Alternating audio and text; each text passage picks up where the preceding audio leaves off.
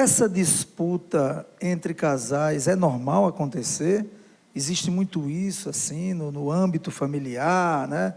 Aquela disputa marido e mulher, como você acabou de citar aí, é normal?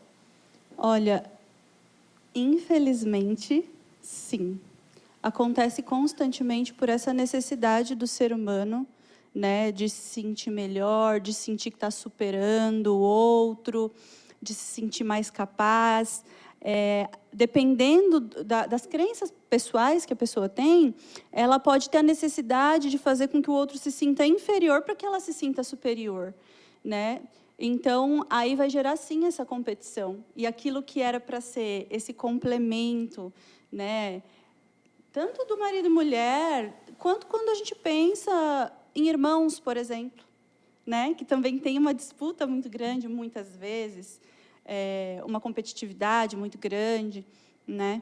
E isso justamente acontece por nós não entendermos, muitas vezes, quem somos, quem o outro é, e a nossa essência. Eu acho que, se o Fá quiser complementar... Gostaria sim. Quando nós estávamos conversando, né, sobre o tema, inclusive eu estou vendo ali conflitos nos relacionamentos e crises conjugais, né? Mas nós pensamos também nos outros tipos de relacionamentos, né? Parte daí, nós vamos falar um pouquinho sobre isso, mas também nós temos conflitos, por exemplo, no ambiente de trabalho. Vocês podem ter uma pauta aqui, ou subir um vídeo, ou estar atrasado em algum momento num bloco, tem um conflito. E o que vocês vão fazer diante desse conflito? Você pode, no seu ambiente, no trânsito, vamos colocar dessa forma, há várias pessoas, cada uma dirige uma forma, e você não pode ter tanta paciência com aquele que está, de repente, atrapalhando o trânsito no seu ponto de vista. O que você vai fazer diante disso? No colégio, na universidade, no ambiente de trabalho, como eu já disse, também no ambiente familiar. Mas é importante a gente colocar que isso tudo teve um início. E o senhor me permite eu ler aqui alguns trechos, só para a gente contextualizar onde começou de fato esses conflitos. Bom, todos sabem que eu sou um pastor cristão evangélico, então eu vou me basear, claro, na Bíblia, né? E a Bíblia é fantástica, porque ela explica todas as coisas. E lá em Gênesis nós vemos toda a criação, e Deus viu que tudo que Ele criou era bom. Ele fica maravilhado, né? Ele fica ali com a própria criação, olhando e falando assim, tudo é muito bom. Porém, diante de uma determinada situação, ele percebeu que não era bom que o homem vivesse só. Porque ele cria todas as coisas, ele cria o jardim, ele coloca o homem no jardim para fazer a gestão do jardim. Então, quem é administrador de empresas aí, ó, já existia gestão lá no Éden, tá bom? E daí, o que ele diz para o homem? Ou melhor, ele fala ali, né, com ele mesmo, que não é bom que o homem viva só.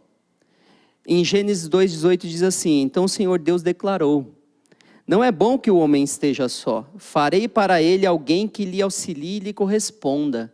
Quando nós olhamos para o original, no hebraico, essa palavra de auxiliar e corresponder é alguém que esteja à altura. É alguém que vem para complementar, caminhar junto, lado a lado. E diante disso, nós vemos essa expressão, não é bom que o homem esteja só. Quantos não estão sofrendo nesse momento porque estão caminhando sozinhos? Então Deus nos cria com o propósito de relacionamento. Relacionamento entre o Criador e a criatura, relacionamento do homem com ele mesmo, e relacionamento do homem com o seu próximo. Então, relacionamento na vertical e na horizontal. E um relacionamento interior, e nós não dizemos muitas vezes que temos muitos conflitos interiores? Olha só que interessante. Só que o homem cai.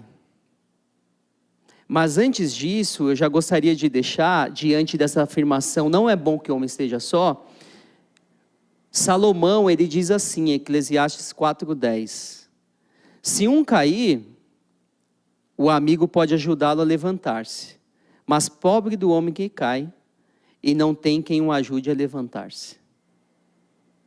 Então nós aprendemos também com o exemplo de um homem, que é muito bom que nós não estejamos só, porque se cairmos, devemos ter alguém ao nosso lado para nos levantar. E aqui nós estamos falando de amigos verdadeiros.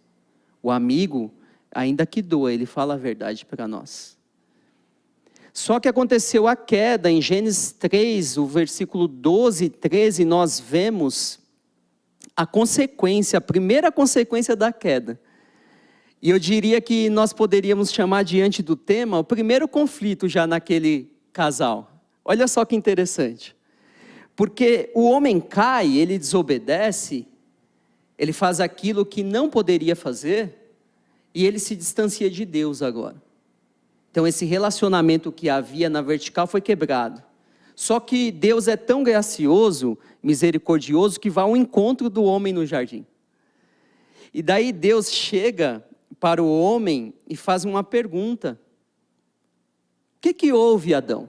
Eu estou aqui parafraseando, tá? Para que nós possamos compreender. Bem um ambiente familiar mesmo.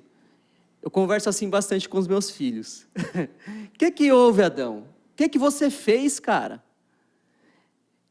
E disse o homem, no versículo 12, foi a mulher que me deste por companheira, que me deu do fruto da árvore, e eu comi.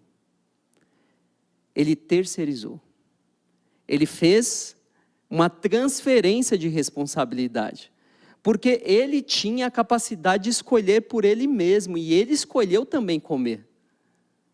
Só que ele transfere a culpa para quem? Para a mulher. E quantas vezes nós não vemos isso nos relacionamentos conjugais, de pais com filhos, e assim por diante. E é interessante que o Senhor pergunta no 13, olha só, o Senhor perguntou então à mulher, que foi que você fez? Respondeu a mulher, a serpente me enganou e eu comi. Mais uma vez, o ser humano, agora a mulher, não assume a responsabilidade e transfere para quem o tentou, a serpente. E nós vemos avançar isso, a multiplicação do pecado, os enganos. E no capítulo 4 de Gênesis, nós vemos o primeiro assassinato. E nós não estamos falando de coisas sérias, como o feminicídio, por exemplo. Caim mata Abel. Por quê? A presença do pecado já era real na vida do homem, da sociedade. E ali ele é cheio de inveja, ira, ódio, e acaba cometendo o primeiro homicídio. E nós vemos avançar a corrupção, a multiplicação do pecado. E daí, quando nós vamos avançando na Bíblia, por isso que eu falo que a Bíblia é fantástica. Nós vemos Deus agir, mais uma vez com graça, misericórdia.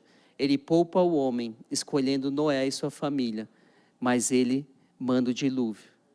E depois que as águas baixam, ele faz uma nova aliança com o homem. Inclusive nós vemos todas as vezes que está, aqui se diz assim, né, Fernanda? Eu aprendi, tempo bonito para chover, né? Porque lá em São Paulo, quando está nublado, já não é um tempo bonito. Mas aqui é o tempo bonito para chover. E a gente vê o sol entre as nuvens e aquele arco-íris lindo. Todas as vezes que nós vemos, é um sinal da misericórdia, da graça de Deus e a aliança que Ele fez para com o homem. Então, a origem dos conflitos está aí, com a queda do ser humano, infelizmente.